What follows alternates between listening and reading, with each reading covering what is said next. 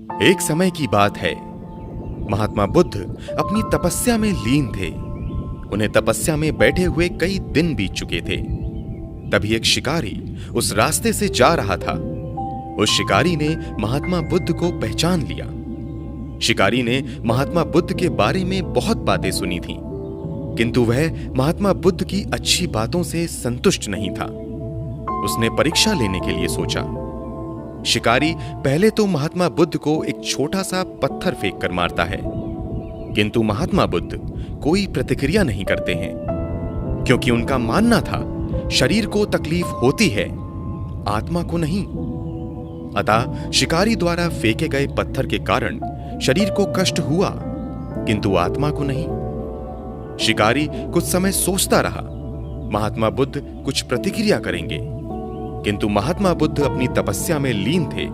उन्होंने कोई प्रतिक्रिया नहीं की। पुनः शिकारी ने पत्थर फेंका।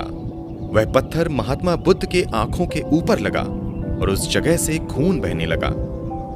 महात्मा बुद्ध को आभास हुआ उनके शरीर से रक्त बह रहा है, किंतु वह फिर भी अपनी तपस्या से नहीं उठे। शिकारी को गुस्सा आया और उसने पुनः एक पत्थर महात्मा बुद्ध की ओर फेंका।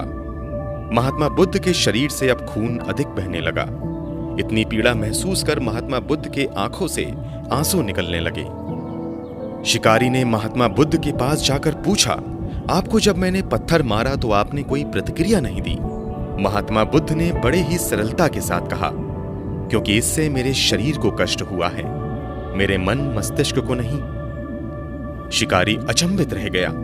उसने पूछा, फिर आपकी आंखों से आंसू क्यों बह रहे हैं? इस पर महात्मा बुद्ध ने पुनः कहा, तुम्हारे द्वारा किए गए अनुचित कार्य के परिणाम के बारे में मेरा मस्तिष्क मेरी आत्मा का विचार करके रो रहा है। तुमने इतना बड़ा पाप किया है, तुम्हें कैसी सजा मिलेगी?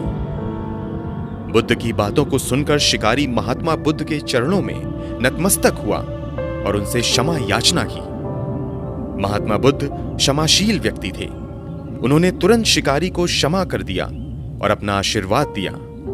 वह शिकारी महात्मा बुद्ध का आशीर्वाद पाकर एक महान व्यक्ति और साधक के रूप में जीवन व्यतीत करने लगा।